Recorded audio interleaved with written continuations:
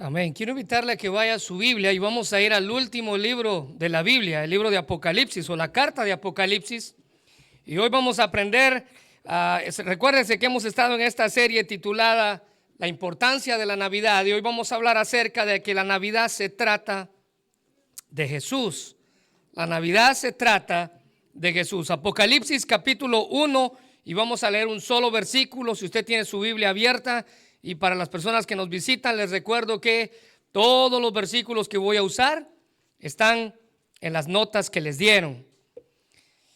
Muy bien, Apocalipsis capítulo 1, versículo 5.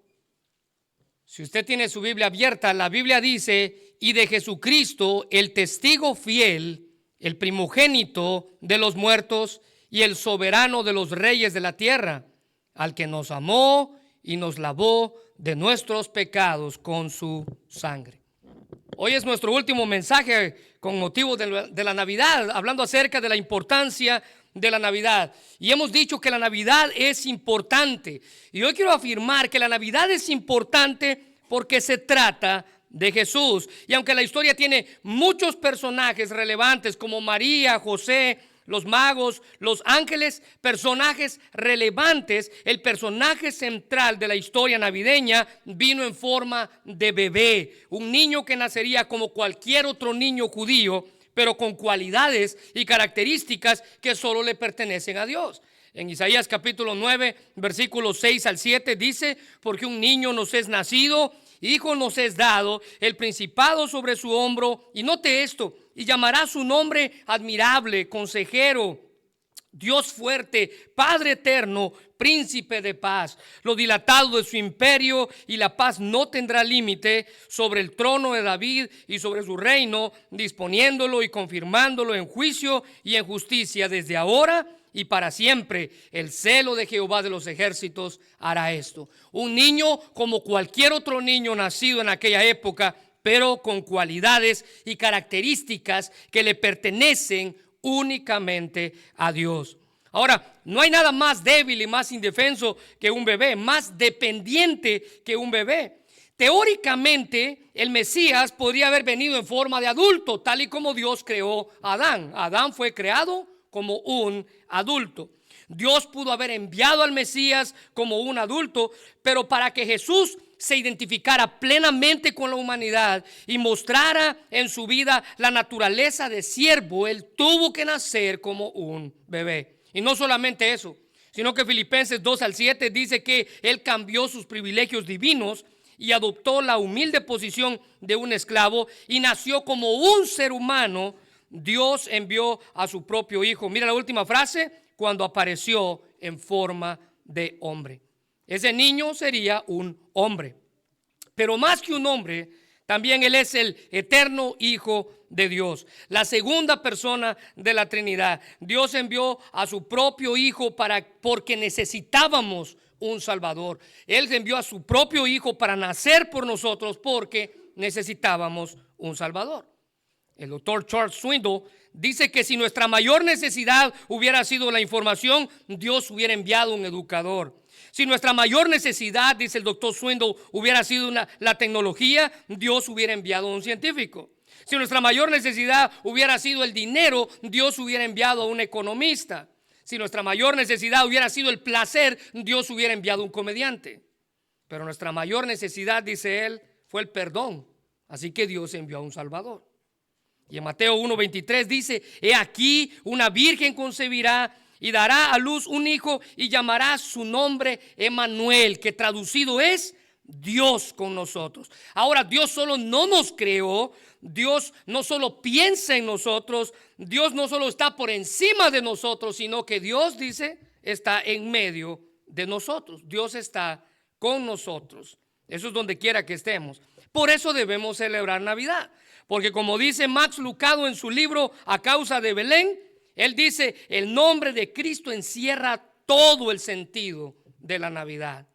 Esta no se trata de Santa Claus, esta no se trata de las compras o de los renos, dice el escritor, se trata de Cristo. Y ese es el mensaje que vamos a predicar hoy. La Navidad se trata de Jesús. Él dice, Max Lucado dice, la Navidad se trata de Cristo y la Navidad no sería Navidad a menos que o hasta que usted reciba el mensaje de Belén. ¿Y cuál fue el mensaje de Belén? Bueno, Lucas capítulo 2 versículo 11, que nos ha nacido hoy en la ciudad de David un Salvador que es Cristo el Señor. Ese es el mensaje de Belén.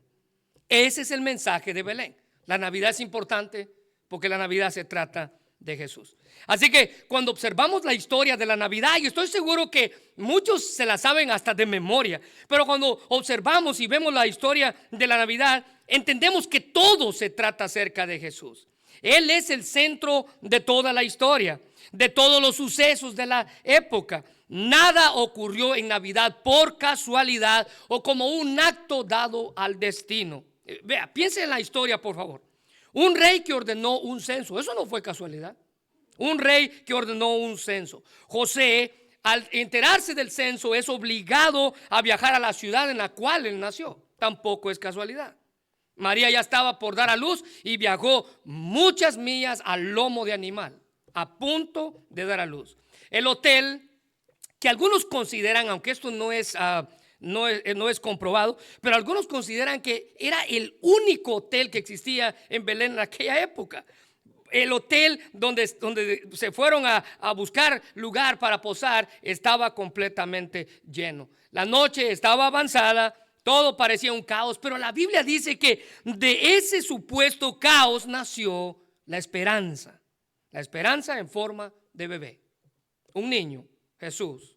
El apóstol Juan en su visión aquí en Apocalipsis nos muestra a Jesús, quien es descrito por lo que Él es y por lo que Él hace. Jesús en Apocalipsis capítulo 1 versículo 5 es descrito por quien Él es y por lo que Él hace. La Navidad se trata de Jesús, dice el apóstol Juan en Apocalipsis, porque Jesús ha hecho y Jesús es Dios. Ahora la pregunta que yo quisiera hacer a ustedes es: ¿quién es Jesús para usted? ¿Quién es Jesús para usted? Permitamos que el apóstol Juan responda esa pregunta. Hagámosle la pregunta al apóstol Juan.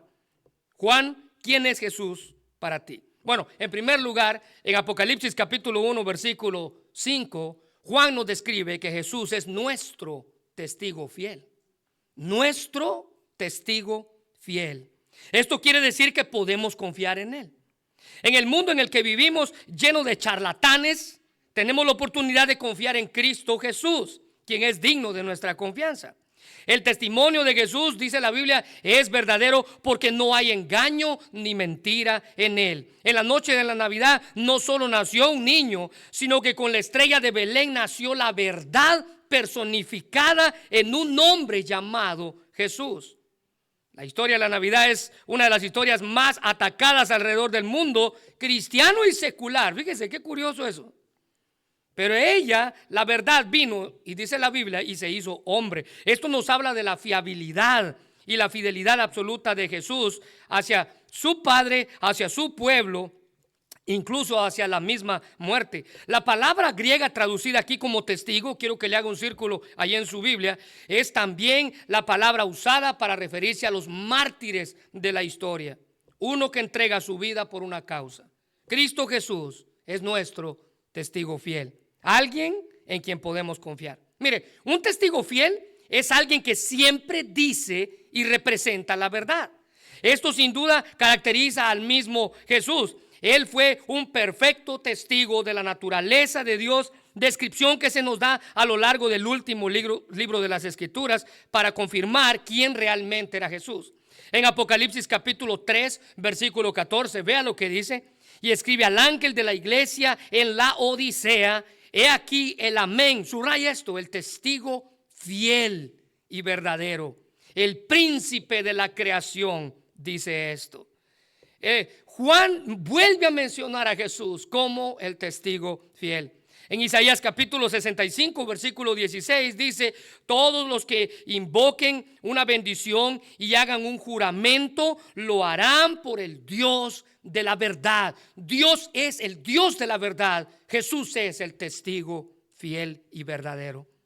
Isaías dice: dejaré a un lado mi enojo y olvidaré la maldad de los tiempos pasados. Matthew Henry, hablando de esto, dice que ellos lo honrarán como el Dios de verdad, y la promesa es que en él serán benditas todas las familias de la tierra. Se considerarán felices en tenerlo por Dios, puesto que Él les hizo olvidar sus problemas. Jesús es nuestro Dios de verdad. En su encuentro con Poncio Pilato, si usted se recuerda, cuando Jesús estuvo frente a él, el mismo Jesús dio testimonio de que Él era la verdad. Pilato lo cuestionó si Jesús realmente era un rey, y como muchos en aquella época lo llamaban. Pero Jesús no solo confirmó que Él era el rey, sino Jesús confirmó el propósito por el cual Él había venido a la tierra. En Juan capítulo 18, versículo 37, le dijo entonces Pilato: luego, ¿eres tú rey? Note la pregunta: ¿eres tú rey? Jesús respondió: tú dices que soy rey. Yo para esto he nacido. Y aquí está su propósito, el propósito de su nacimiento. ¿Cuál fue? Para esto he venido al mundo, para dar testimonio de la verdad. Subraya eso. Para esto he nacido, dice Jesús. Para esto he venido al mundo. Y todo aquel que es de la verdad oye mi voz. Él no solo había nacido como uno de nosotros, sino que también había venido al mundo de otro reino. Esto es el reino del cielo. Lo que nos muestra esta afirmación, estas dos frases juntas, es que son una referencia indiscutible a la preexistencia y la encarnación del Hijo de Dios. Jesús existió antes de nacer en Belén. Al parecer, en la mente de Poncio Pilato, no había duda de que Jesús decía la verdad. Si usted se recuerda, él dudó de hacer lo que estaba a punto de hacer. Él sabía que Jesús era inocente, o como decía un escritor, también parece evidente que a pesar de reconocer la verdad, decía ese escritor, Pilato decidió rechazar la verdad. Es una tragedia, dice este hombre, que no reconozcamos la verdad, pero es una tragedia mayor reconocer la verdad y no ponerle atención a la verdad. La misión de Jesús no era política, como muchos pensaban. Recuérdense que los judíos esperaban que Jesús viniera a libertarlos de la opresión romana, políticamente hablando. Pero la misión de Jesús no fue política, la misión de Jesús fue espiritual. Mateo 4, 23. Y recorrió Jesús toda Galilea, escuche bien esto, enseñando en las sinagogas de ellos y predicando el evangelio del reino y sanando toda enfermedad y toda dolencia en el pueblo. Jesús vino a cumplir su misión espiritual. Y a pesar de que las evidencias eran claras y suficientes, Pilato, dice la Biblia, seguía aún sin entender el por qué Cristo estaba como un prisionero frente a él. Recuerde que Jesús estaba amarrado de pies y de manos. Las palabras de Jesús son una invitación implícita para que Pilato oiga y crea en la verdad, pero pareciera que este no entendió el mensaje central. Entonces el mismo Pilato, teniendo a la verdad frente a él, pregunta: ¿qué es la verdad? Juan capítulo 18, versículo 38. Él tenía la verdad frente a él, al testigo fiel, al testigo verdadero. Y dice la Biblia: y cuando hubo dicho esto, salió otra vez a los judíos y les dijo: no hallo en él ningún delito. Es triste, hermanos, tener a la verdad frente a usted y no darse cuenta. En lugar de aceptarla, rechazarla. En lugar de honrarla, negarla. En lugar de celebrarla, ignorarla, tal y como Pilato lo hizo. La Navidad nos habla de Jesús, quien es la verdad. Él mismo dijo en Juan 14:6: yo soy el camino, la verdad y la vida, y nadie viene al Padre si no es por mí. Jesús, en primer lugar, es descrito aquí como el testigo fiel y verdadero. Ahora, note en segundo lugar, si la pregunta es: Juan, para ti, ¿quién es Jesús? Vea cómo él responde. En segundo lugar, para Juan, en Apocalipsis 1:5, Jesús es el primero en resucitar de los muertos.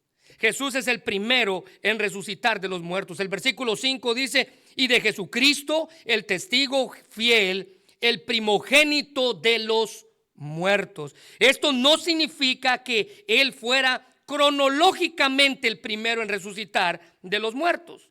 La frase en el versículo 5, si usted la puede subrayar, el primogénito de los muertos, no significa que cronológicamente Jesús haya sido el primero en resucitar. Recuerde que antes de Cristo hubo otras personas en la historia bíblica que resucitaron, mostrando todas ellas así la gloria de Dios en sus propias vidas resucitadas. Déjeme darle unos ejemplos. El hijo de la viuda de Sarepta, quien cayó enfermo en cama hasta que el punto de perder el aliento, dice la Biblia, y morir. La viuda clamó a Elías para que hiciera algo por el muchacho, y este clamó a Dios por ayuda. Y vea lo que dice Primera de Reyes 17, 21 al 22. Y se tendió sobre el niño 3 veces Elías, y clamó a Jehová, y dijo: Jehová, Dios mío, te ruego que hagas volver el alma de este niño a él. Y Jehová oyó la voz de Elías, y el alma del niño volvió a él, y revivió. Usted ahí tiene cronológicamente en la Biblia el primer ser humano que fue resucitado. Después Eliseo resucita al hijo de una mujer sunamita. Este muchacho, después de haber padecido una enfermedad, dice la Biblia que murió en las rodillas de su propia madre. Una mujer muy importante en aquella época. El niño estaba trabajando con su padre en el campo. Su padre lo envía con un criado para donde estaba su mamá, y el niño se acuesta en las piernas de su madre, y el niño muere en las propias rodillas de su mamá. En Segunda de Reyes, capítulo 4, versículo 35 al 36, dice: volviendo luego, se paseó por la casa una y otra vez, y subió y se tendió sobre él nuevamente. Está hablando de Eliseo. Y el niño estornudó 7 veces y abrió los ojos. Entonces llamó a Giesi y le dijo: llama a esta sunamita. Y él la llamó, y entrando ella le dijo: toma a tu hijo.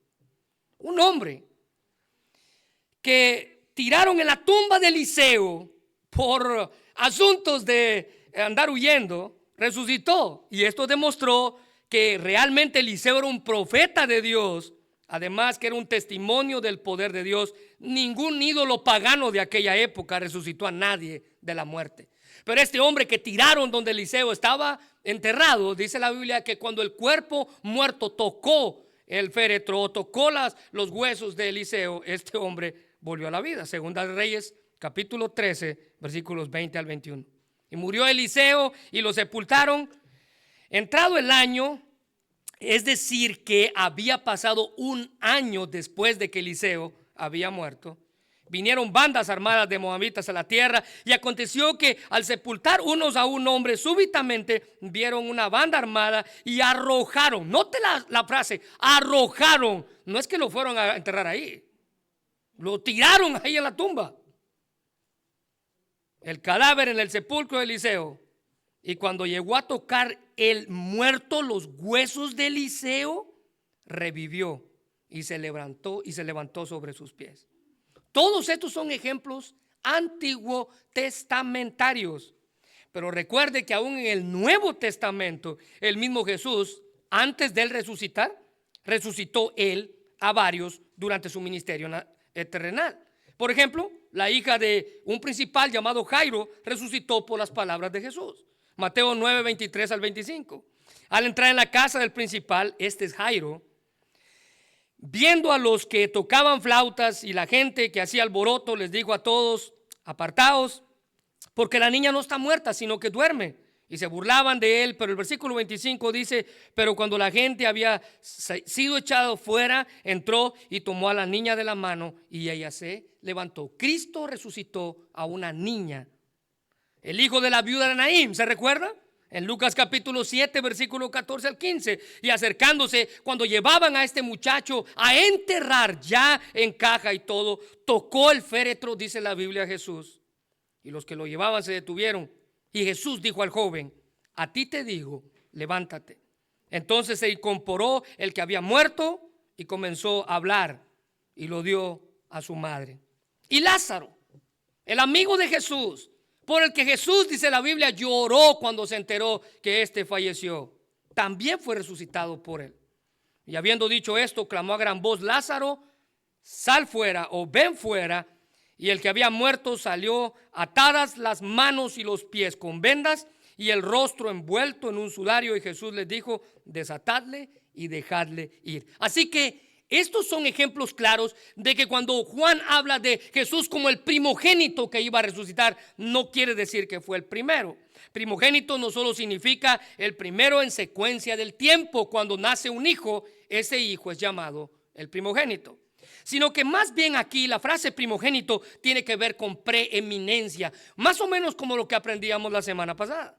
Lo que significa que de todos los que han resucitado y resucitarán, Jesús es el más importante. Escríbalo, Jesús es el más importante.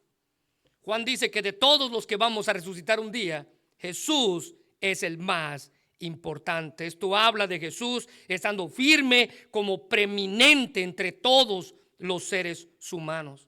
Primogénito de los muertos significa mucho más que ser la primera persona resucitada. Significa que Él es el preeminente entre todos aquellos que han resucitado o que resucitarán. En Romanos 8:29 dice, porque a los que Dios conoció de antemano, también los predestinó a ser transformados según la imagen de su Hijo, para que Él sea el primogénito entre muchos hermanos. Jesucristo es el primero entre muchos hermanos. Así que el uso de primogénito no significa que Jesús tuvo una fecha de nacimiento como muchos de nosotros. Por ejemplo, ¿cuántos de aquí son los primeros hijos nacidos en casa? Levanta la mano, por favor. Muy bien. Los primeros hijos nacidos en casa. Eso no significa que Jesús tuvo una fecha de inicio en su nacimiento, como si fuera Él creado y no Dios.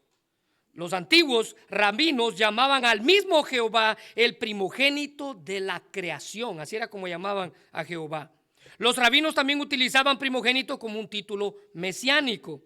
Cuando los magos que llegaron o que están en la historia del nacimiento de Jesús, estos magos del oriente finalmente encontraron a Jesús, estos le presentaron regalos que demostraban lo que el niño realmente sería cuando él creciera. Algunos de esos regalos, les he dicho, significaban algo especial con relación al propósito del niño. En Mateo 2:11 dice, y al entrar en la casa, vieron al niño con su madre María y postrándose, lo adoraron y abriendo sus tesoros le ofrecieron presentes como oro, incienso y mirra. Subraya esta última frase, por favor, mirra, porque esa era el regalo que representaba que Jesús iba a morir, pero también que Jesús iba a resucitar.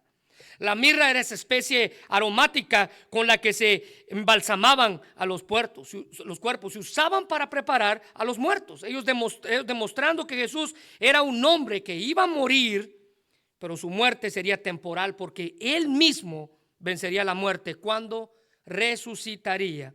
Y por medio de su resurrección nos daría vida juntamente con Él. En Juan capítulo 11, cuando Jesús resucita a Lázaro, Él hace una declaración en la cual usted y yo tenemos esperanza. Jesús dijo, yo soy la resurrección y la vida. El que cree en mí, aunque esté muerto, vivirá.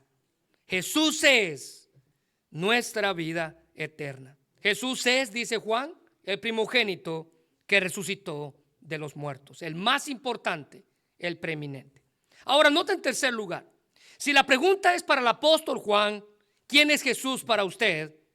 Vea cómo él responde. En primer lugar, dice el versículo 5, el testigo fiel, el primogénito de los muertos. Pero nota en tercer lugar, Él es el soberano de los reyes de la tierra. En tercer lugar, Jesús es el rey de reyes. Jesús es el rey de reyes. Él es el soberano de los reyes sobre la tierra. Ahora, antes de que termine el libro de Apocalipsis, Jesús tomará el dominio de cada reino terrenal. En el tiempo presente Jesús reina, pero su reino aún no es de este mundo, tal y como lo confirmó Pilato cuando lo cuestionaba su reinado. En Juan capítulo 18, versículo 33 dice, entonces Pilato volvió a entrar al pretorio y llamó a Jesús y le dijo, ¿eres tú rey de los judíos? Literalmente sí era rey. No solamente de los judíos. Él es el rey de reyes y señor de señores. Pero vea la respuesta de Jesús, porque su respuesta fue épica. Versículo 36, Juan 18, 36. Respondió Jesús: mi reino no es de este mundo. Y si mi reino fuera de este mundo, mis seguidores pelearían para que yo no fuera entregado a los judíos. Pero subraya esta parte: mi reino no es de aquí. Pilato le hizo a Jesús una pregunta directa y este respondió con claridad. Jesús es un rey, pero no un rey cuyo reino, dice él mismo, es de este mundo. De los regalos que los magos le presentaron a Jesús, y les dije que los 3 regalos significan algo importante, el primero que se menciona es el oro. Y este regalo era el digno de un rey.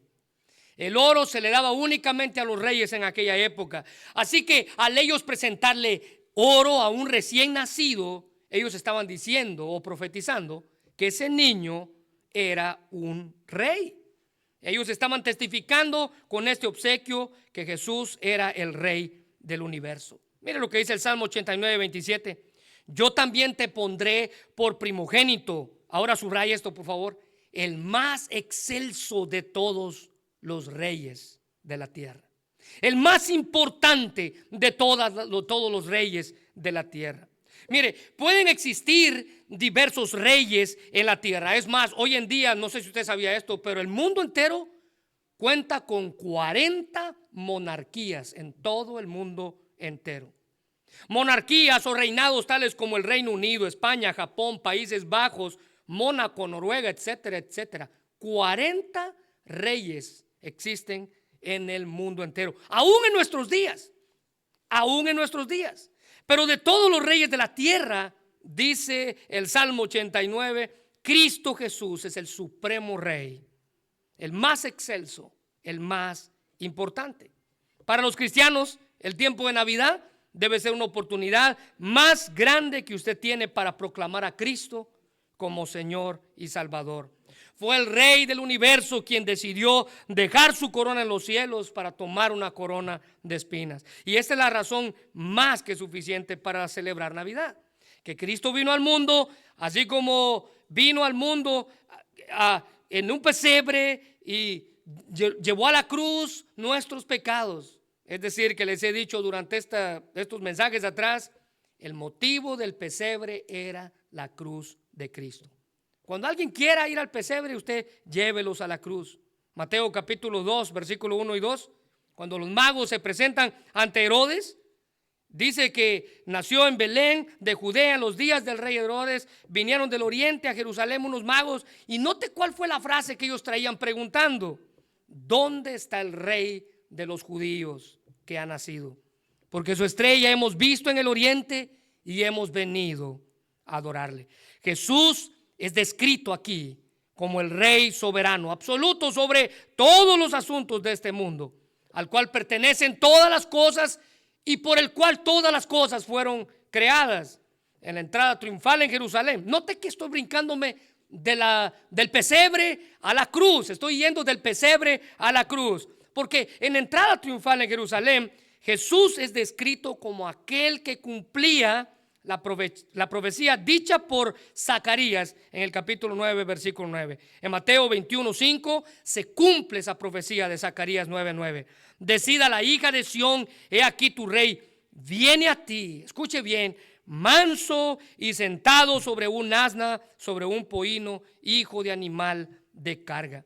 Lucas 19, 38, en entrada triunfal, la gente que estaba allí viendo a Jesús montado sobre este burrito, le decían: bendito el rey que viene en el nombre del Señor, paz en el cielo y gloria en las alturas. Jesús es declarado Rey y Señor. Jesús en entrada triunfal es declarado Rey y Señor. Jesús en el pesebre en Belén es declarado Rey y Señor. ¿Se recuerda que cuando Jesús llamó a Felipe y a Natanael, dice la Biblia que Jesús llama a Felipe y a Natanael para que fueran discípulos? Recuerde que Natanael fue quien dijo: ¿acaso puede salir algo bueno de Nazaret? Cuando le dijeron: mira, el Mesías viene de Nazaret. Natanael, aquel que fue discípulo de él, le pregunta: ¿puede algo bueno salir de ahí? No hay nada bueno ahí. Pero cuando Jesús confronta a Natanael y entendió Natanael que el Mesías era de Nazaret, fue él mismo, este discípulo Natanael, quien hizo una declaración importante, Juan 1:49. Entonces respondió y le dijo: Rabí, tú eres hijo de Dios y tú eres el rey de Israel. Un hombre que dudó que algo bueno pudiera salir de Nazaret. El apóstol Pablo dice en 1 Timoteo 6:15: a la cual a su tiempo mostrará el bienaventurado y solo soberano Rey de reyes y Señor de señores. Max Lucado afirma, y déjenme citarlo nuevamente, en su libro A causa de Belén, él dice: a causa de Belén tengo un Salvador en el cielo. La Navidad comienza lo que celebra el domingo de resurrección. El niño en la cuna se convirtió en el rey de la cruz. El niño en la cuna se convirtió en el rey de la cruz. Ahora déjeme darle una cuarta respuesta que el apóstol Juan nos da a la pregunta: ¿quién es Jesús para usted? El apóstol Juan, si le preguntáramos a él quién es Jesús para usted, él en cuarto lugar, en el versículo 5 de Apocalipsis nos responde: Jesús es nuestro Salvador. Jesús es nuestro Salvador. Mire el versículo 5. Y de Jesucristo, el testigo fiel, el primogénito de los muertos, el soberano de la tierra, el soberano Rey de reyes. Noten en cuarto lugar, al que nos amó y nos lavó de nuestros pecados con su sangre. La Navidad es importante, hermanos, porque celebramos el nacimiento de nuestro Salvador, el Mesías esperado y anunciado a lo largo de todas las Escrituras. Por todos lados Dios nos dio señales del Salvador. En el Antiguo Testamento, un Salvador que vendría, y Juan lo describe aquí de dos formas significativas. Hablando de nuestro Salvador nacido en Belén, Juan lo describe de dos formas significativas. En primer lugar, Juan dice: aquel que nos amó. ¿Ya lo encontró? Aquel que nos amó. Vea qué título más hermoso. Y cuando Juan habla nos amó en un tiempo pasado, este apunta hacia atrás. Nos amó hacia un momento en particular en el que Jesús nos amó. Él nos amó desde que nació en Belén. La Navidad fue la muestra más grande del amor de Dios. Juan 3:16: porque de tal manera amó Dios al mundo que ha dado a su Hijo unigénito, para que todo aquel que en él crea no se pierda, sino que tenga vida eterna. Fue en Navidad que conocimos el propósito de Dios al enviar a su Hijo al mundo, la obra de Cristo en favor de todo aquel que crea en él, es darle salvación. Así que hay que resaltar que muchas traducciones no dicen nos amó, sino que nos ama, y está bien dicho, pero hay algo maravilloso en esta frase: Él nos amó, como dice la versión Reina Valera 60. Mira hacia atrás, mira hacia el pesebre, nos apunta hacia la cruz. Cada creyente debe estar seguro de ese amor de Dios, no basado en las circunstancias que usted y yo podamos vivir en el presente, las cuales en muchas ocasiones pueden ser difíciles, sino basados en la demostración final del amor. Este fue la cruz. Así que vale la pena alabar a Dios por eso.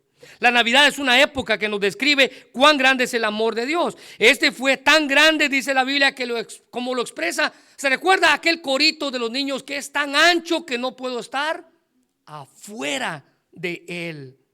Así de grande es el amor de Dios. La primera Navidad fue una expresión de amor. Cristo nos ama, hermanos, con un amor inquebrantable. No hay nada, dice el apóstol Pablo, que nos pueda separar del amor de Dios. Mire lo que dice Romanos 8, versículo 35. Pablo pregunta: ¿quién nos podrá separar del amor de Cristo? Y luego él hace una pregunta retórica: ¿tribulación? La respuesta es no. ¿Angustia? La respuesta es no. ¿Persecución? La respuesta es no. ¿Hambre? No. ¿Desnudez? No. ¿Peligro? No. ¿Espada? No. Preguntas retóricas. Pero luego él no hace preguntas retóricas, él hace respuestas afirmativas. Versículo 37, Romanos 8, 37. Antes en todas estas cosas somos más que vencedores por medio de aquel que nos amó. Es una afirmación, no es una pregunta retórica. Versículo 38, es una afirmación, por lo cual estoy, un círculo por favor, seguro. Pablo estaba convencido que ni la vida, que ni la muerte, que ni los ángeles, ni los demonios, principados, potestades, ni lo presente, ni lo que nos va a esperar en este 2026, ni lo alto, ni lo profundo, ni ninguna otra cosa creada nos podrá separar del amor de Dios, que es en Cristo Jesús, Señor nuestro. Escriban ahí, por favor, un amor inquebrantable. Nada lo puede apagar. Estos versículos contienen una de las promesas más reconfortantes de todas las Escrituras. Pablo expresa aquí que es imposible, no difícil, imposible que algo nos separe del amor de Cristo. Su muerte a nuestro favor es la prueba de su amor inquebrantable. Nada impedirá su presencia constante con nosotros. Dios nos dice cuán grande es su amor para que nos sintamos bien seguros en Él. Romanos 5:8 dice que más Dios muestra su amor para con nosotros que en que siendo aún pecadores, Cristo murió por nosotros. Ahora, note en segundo lugar cómo el apóstol Juan describe a nuestro Salvador. En primer lugar dice aquel que nos amó, pero en segundo lugar dice aquel que nos lavó de nuestros pecados. Nos lavó de nuestros pecados. Esto es lo que sucedió cuando Jesús nos amó en la cruz. Él nos lavó, nos limpió de la profunda mancha del pecado que había en nosotros, para que estuviéramos verdaderamente limpios delante de Él. Si tan solo entendiéramos cuán malos y pecadores somos, reconoceríamos la grandeza de Cristo al venir al mundo a nacer como un bebé y a morir en una cruz como un hombre. En primera de Juan 1:9 dice que si confesamos nuestros pecados, Él es fiel y justo para perdonar nuestros pecados y limpiarnos de toda maldad. Juan afirma que Cristo nos lava con su sangre. Mire, si hubiera alguna otra forma con la cual Dios hubiera podido lavarnos, le aseguro que Él lo hubiera hecho. Dios hubiera hecho esa otra manera, pero nos lavó con la sangre de su propio Hijo. Y esto significó el máximo sacrificio de Dios, su propio Hijo. No se hubiera podido hacer menos que se hiciera de esta manera. Charles Spurgeon decía que los sacerdotes solamente podían limpiar con sangre de toros y cabras, pero Él, refiriéndose a Cristo, nos ha lavado de nuestros pecados con su propia sangre. Cristo estaba dispuesto a derramar su propia sangre, derramar su alma hasta la muerte para que pudiéramos ser salvos. Ahora, vea el orden, por favor. En primer lugar, Dios nos amó, luego nos lavó. No fue que Dios nos lavó debido a un sentido de deber, no.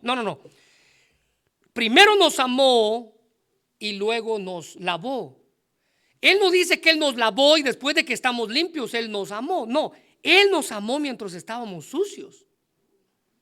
Y por su amor entonces nos lavó.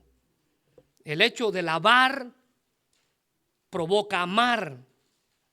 El ángel le anunció a José el propósito de ese niño. ¿Y cuál iba a ser su propósito? Mateo 1:21. Y dará a luz un hijo y llamará su nombre Jesús, porque Él salvará a su pueblo de sus pecados. Mire, la Navidad es un evento importante en la historia de la humanidad.